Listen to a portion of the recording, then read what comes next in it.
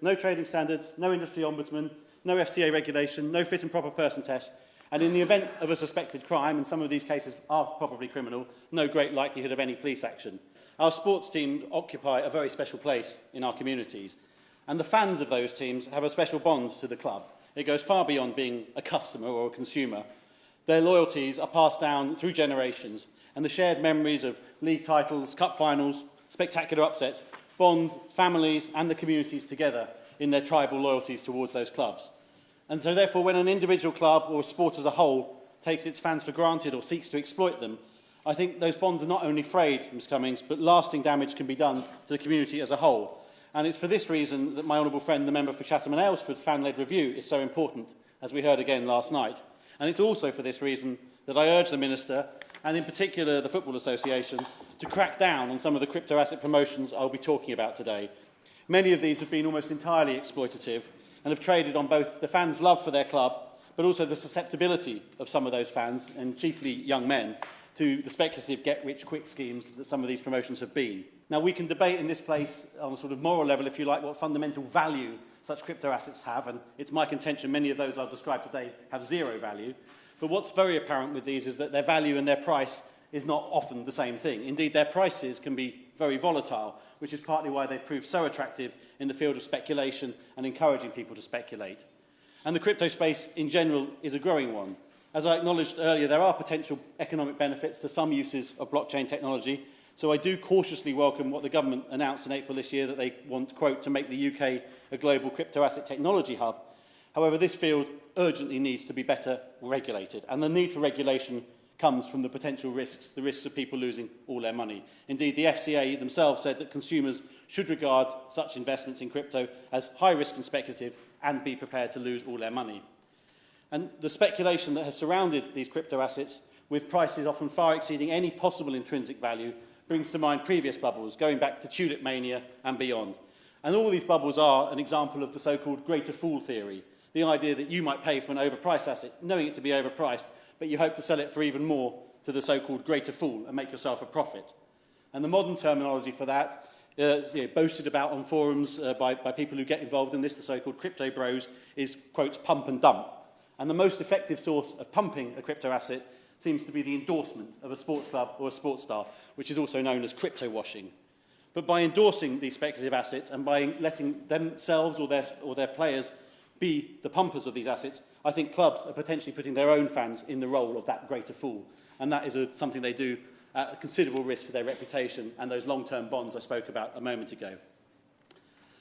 In calling for better regulation of crypto asset promotion in sport, I think there are 4 significant areas of concern, and I offer my thanks to the journalist Martin Calladine, Ugly Game on Twitter, for this taxonomy. And they are, I'll come to them in turn, the misleading promotion of the assets, the lack of consumer protection, the lack of due diligence by the clubs entering into deals, and the problematic nature of their attempts to monetize fan engagement with the clubs. So starting with misleading promotion, there's widespread often misleading promotion of crypto has made it into the mainstream. It minimises the risks involved in so-called investing, in many cases just spending your money on this product. And many sports teams, players and now leagues have made or in the process of making deals with companies within the crypto sector and are using their own social media, the clubs or the players' social media, to push these items onto people who might not otherwise have been aware of them.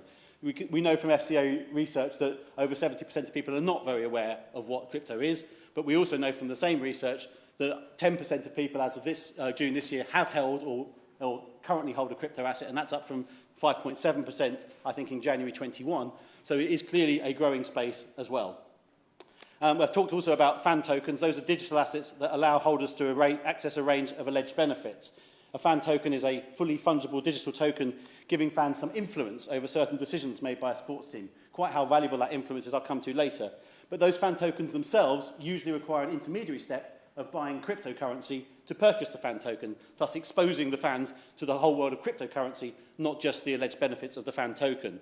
And of course, both the tokens themselves and the cryptocurrency can be traded as a speculative asset. And a few years ago, barely any football clubs were doing anything with crypto. Now, nearly every single club in the top 4 divisions either has a crypto partner or has turned down, in a few rare cases, the offer to sign one. And I think crypto assets are often promoted, of course, as a new and exciting opportunity, but the potential downsides are either glossed over or downplayed. For example, last year, Southampton Football Club promoted a, quote, crypto education website by their crypto partner YOLO Group. YOLO presumably standing for You Only Live Once. The content of that website is utterly one-sided and totally inadequate. It's just propaganda rather than education. It's biased wholly in favour of crypto. For example, on their What is Cryptocurrency page, it states that €1 invested in 2009 in Bitcoin is worth 60 million euros in 2021. Without any recognition whatsoever, this is no guide whatsoever to potential future returns of any currency, let alone Bitcoin, or let alone the one that they're promoting. And Socios, the largest and most famous providers of so-called fan tokens, have repeatedly marketed their products in the UK without proper acknowledgement of the risks. Having looked at a recent deal they did with 3 English rugby union clubs, Harlequins, Leicester and Saracens, they're clearly promoting that fans can access an exciting new opportunity, but only on a separate web page at the very bottom of the FAQ does it mention, quotes, "You should not purchase any crypto assets if you do not fully understand the nature of your purchase and the risks involved." And not only are these risks not identified properly, but the benefits are hyped up, including, most notably, the potential financial returns. And this, in particular, was the subject of so many complaints that the Advertising Standards Authority actually drew up new crypto marketing rules with specific reference to Socios. The ASA ruled in December 2021 that Arsenal FC, quote, trivialised investment in crypto assets and took advantage of consumers' inexperience or credulity in a promotion of their Socios fan tokens featuring 3 first-team players. Now, despite my misgivings about their product, I am grateful that Socios engaged with me prior to this debate, and I should say their official position is that they, quote, don't market fan tokens as investments. The purpose of the tokens is to give fans new ways to engage with their club, be entertained by it, to win rewards that can't be gained anywhere else. Our marketing materials include warnings about the risks of purchasing fan tokens for any other purpose. And in the discussion I had with them over Zoom, they did acknowledge that they have come some way, but I still feel fundamentally their product is not really worth anything in particular to anybody. And I'll come to some of those alleged fan engagement benefits later. The second problem I'd like to turn to is the lack of consumer protection. It is still a very unregulated space, a Wild West, if you will, leaving fans with no recourse if the scheme collapses or is subject to fraud. And I think there's a comparison here with the Football Index scandal that I raised in this chamber a few months ago, Ms Cummings, and I mentioned crypto at that point then, which is what ultimately led to this debate today. Again, there was no recourse for people who lost all their money, who were led into believing something that was regulated in that case through the Gambling Commission. Turned out it wasn't, and it's been a real struggle for people to get their money back. There's even less protection in this space, given that the FCA haven't regulated firmly yet. And seeing the impact on the consumer, we should also look at the profile of these consumers. Socios' own data shows that 50% of their users are aged between 24 to 34 years old. And as with Football Index, those young people interested in crypto are usually men. They usually don't have a traditional finance background, and they find it attractive because it does look like an opportunity to get rich quick. And that's why precisely the crypto companies look in turn towards sports teams and sports players alike, because they have that huge following from young men that they can sell the emperor's new clothes to. And numerous non-fungible token schemes, having been pumped and dumped, again fitting in with that greatest fool theory, have rapidly lost almost all of their value. The Athletics Investigations writer, Joey Durso, who's here today, has covered the topic very rigorously, and he set out how these schemes have infiltrated top-flight football and lower league football, and he has compared how so many of them have depreciated substantially in a very short space of time to the disadvantage of fans who were encouraged to get in at the beginning. In last season's 20 Premier League football clubs, all but one had at least one cryptocurrency sponsor, some had several.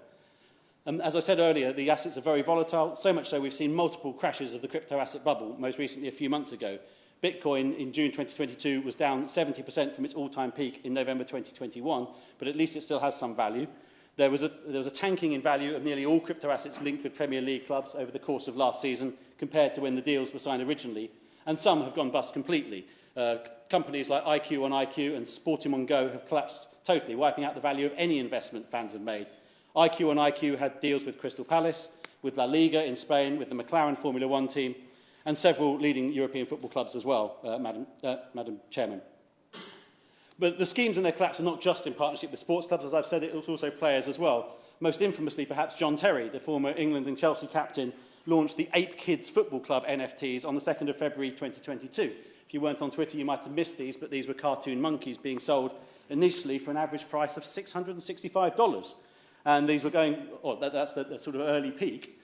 These were literally just cartoon images of monkeys. They're all slightly different, and you allegedly own this one. Of course, anyone could just take a screenshot and claim they owned it as well, but there you go. And other footballers, as this was going well, endorsed Terry's project. For his former teammates, Tammy Abraham and Ashley Cole, also posted them on their social media pages. Predictably enough, within a month, those NFTs plummeted in value by 90%, and his former colleagues quietly deleted their tweets of support. It seems to me that these crypto assets and fan tokens are the only unregulated business that those in the sports industry are willing to endorse to their fans. If a club was sponsored by a chocolate bar, for example, that chocolate bar would be tested and regulated by the Food Standards Agency. And more to the point, consumers of that product would be protected by the law. But there's nothing like that for crypto. No trading standards, no industry ombudsman, no FCA regulation, no fit and proper person test. And in the event of a suspected crime, and some of these cases are probably criminal, no great likelihood of any police action. In fact, the closest we've seen was that Advertising Standards Agency's new rules that I referred to earlier. But it shouldn't fall to the ASA to be an ersatz regulator in this space. Now, I recognise that the FCA are taking work forward through the Crypto Asset Task Force, and that's a matter for the Treasury, but I do think sports bodies themselves need to do more, which is why I'm very grateful that we have a DCMS Minister here today, and I'm very grateful for his attention. The third issue with crypto asset promotion in sport, Ms Cummings, is the lack of due diligence by those who are doing deals around these investments. The large sums of money on offer, combined with the opaque nature of many of these schemes, has exposed the low quality of due diligence that's been done. Football clubs are routinely doing business with crypto schemes which fans can't interrogate and where clubs themselves have made no effort to assess their partners' integrity. I referenced the example of Birmingham City's ill-fated tie-in with Ultimo GG yesterday in the adjournment debate, but perhaps the most unbelievable example of this is the story of Manchester City and a company called 3Key. Man City have been at the forefront of football's crypto sponsorship revolution. This time last year, a club announced this company, 3Key, as its new crypto partner, only for them to drop in within a week when it came out that nothing about the company seemed to be true, even the fact that it existed. Martin Calladine, again, had the story, and he established that 3Key was actually the new name for a massive rolling crypto pyramid scheme. Man City subsequently refused to discuss the partnership or to reveal what due diligence they did with Mr. Calladine, leaving some serious unanswered questions. However, it seems obvious that there were money laundering issues if the club had signed a deal with what was in effect a criminal gang and they hadn't taken any steps to establish who they were dealing with. And in his own words in his article, Martin states that, quotes, "The question is how could City not have noticed when literally just 15 minutes of Googling would have been enough to establish that 3Key were not who they claimed to be. They didn't have or wouldn't give me 3Key's address, company registration details, or even their telephone number. If you were a junior estate agent who rented a flat to someone on this basis, you'd get fired. If City actually accepted money from 3Key without having verified their identity, this could be a breach of money laundering regulations. In essence, it appears it's only by luck that Man City failed to become party to a massive fraud, which could have severely harmed their own fans." Now, having spoken, end quote. Now, having spoken to a number of clubs in the lead-up to this debate, I wanted to establish what their intentions were in making partnerships with these companies. The official line is frequently fan engagement, which I'll come on to shortly. But I have been told another reason, and that's the commercial reality. And this particularly applies to clubs not at the top table, those outside the gilded land of the Premier League. And we know from previous debates in this place and the work that so many people have done to save their local football clubs, think of my honourable friend, the member for Bury North, that it is difficult for these clubs to balance their books. Clubs are very keen to get sponsorship, and one club told me that crypto companies will often offer 5 to 6 times more for sponsorship than other companies normally would. And I therefore completely understand the temptation, perhaps even the necessity to take what's on offer, particularly for clubs on the financial brink, as many of them are. But this should not mean that a comprehensive appraisal of such companies, true due diligence, does not take place. And the fourth and last problem I want to raise is the issue of attempting to monetize fan engagement. The promotion of crypto as an alternative way of letting fans contribute through tokens is encouraging clubs to monetize that fan engagement and replace the genuine consultation which many of them have pioneered over the last 20 or 30 years with a deeply flawed pay-to-have-your-say model. Many clubs and crypto businesses I have spoken with give their main intention as fan engagement. For example, Manchester United, who do have an official blockchain partner called Tezos, provided the following comment. Quotes, "Blockchain is a hugely exciting area of technology which over the long term has the ability to revolutionise the way in which we digitally engage with our fans." And on the intentions of crypto companies, Socios stated, quotes, "We are the leading fan engagement and rewards platform in the sports industry. Through digital utility tokens known as fan tokens, we are creating a new form of digital membership for sports fans around the world." And Sorare, a French startup digital entertainment platform, are allegedly lining up a £30 million a year NFT deal with the Premier League itself. And they provided this comment, quote, "Our platform connects fans with their passions for sport." So the crypto businesses and the clubs profess that these deals are based on fan engagement. But what do the fans themselves think? The Football Supporters Association, whom I met with, gave me the following comment. We've seen a lot of clubs and players entering into partnership with crypto providers, including those selling tokens which provide, quotes, engagement opportunities. We don't think supporter engagement should be monetised. If an issue is important, clubs should consult with their fans, as outlined by the fan-led review of football governance. Fan loyalty is something to be cherished, not exploited. And of course, when you look at the fan tokens, the large number of them are owned by traders, not by fans of the club. And there's no limit to the number of tokens people can buy, and therefore no limit to the number of votes they can get, and no limit to the number of clubs they could hold tokens in. And when you actually look at engagement with these polls, the turnout is rarely over 20%. And the polls themselves often cover ludicrously trivial matters. There was even one that asked token holders to vote on which player's wash bag they wanted to see the inside of. But tellingly, Mr. Cummings, when the decision is really important, clubs have recognised that perhaps a vote via NFT is not appropriate after all. Aston Villa announced last Friday that they wanted to redesign their crest, a pretty fundamental thing. I remember when Chelsea redesigned their crest, they had a prolonged fan engagement. And they launched a vote for season ticket holders and for members, despite the fact they have an arrangement with Socios. To my mind, this eminently sensible decision that Aston Villa took gives the lie to the idea that these tokens are primarily about engagement rather than speculation. So what would go towards fixing these four interlinked problems? I think the answer is pretty simple, Ms. Cummings. It's better regulation. And this can happen on two different fronts. Better statutory regulation by the government, by the Treasury and DCMS working together, and of course better self-regulation by governing bodies and leagues. Now, the independent fan-led review of football governance, overseen by my honourable friend, member for Chatham and Aylesford, has called for a new independent regulator for English football, made many recommendations, and I endorse those. And the honourable member also sits on the Science and Technology Committee with me, and she picked up on precisely the issue I'm raising today during the evidence session we held on blockchain on the 29th of June earlier this year. She asked David Gerrard, a journalist and author who's written extensively on blockchain, given the volatility you've spoken about, we've heard about in terms of cryptocurrency and crypto cash, and the volatility in football finance, surely this will create the perfect storm or disaster of which the fans of those clubs, who are buying NFTs, for example, will be the victims. And David gave her the answer, the fans end up being the victims in this financial issue. They are the public interest here. And we, as politicians, should be mindful of the public interest at all times. Unfortunately, my honourable friend is away on other business, so isn't able to make today's debate. I know she wanted to be here, but I do pay tribute to her, both for the fan-led review and her tenaciousness on this topic as well. And the government then published its response to the recommendations made by the review in April 2022, in which it said it will seek to implement the proposals. And I note the Minister's words at the dispatch box last night about this as well. But it would be my hope that the problems of crypto in the sport of football could also perhaps fall under the IREF.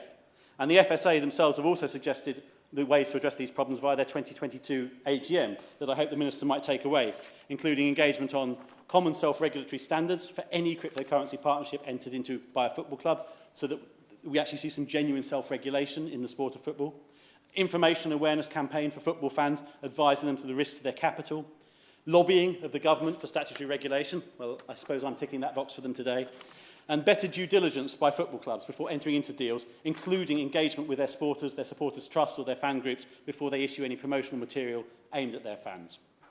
In conclusion, Ms Cummings, I hope the debate today will have helped raise the profile and, more importantly, the reality of crypto in sport. Firstly, so that fans themselves think twice, but I think more importantly that the senior actors in this space think twice. I think the Premier League really should review that proposed £30 million deal with Ferrari. Is it really what they think of their fans? And if the government are serious about looking to make the UK a global crypto asset technology hub, then I think it needs to work with all the relevant actors across all sectors to ensure that we have both statutory regulation and self-regulation. But I think that need perhaps is most urgent within sport.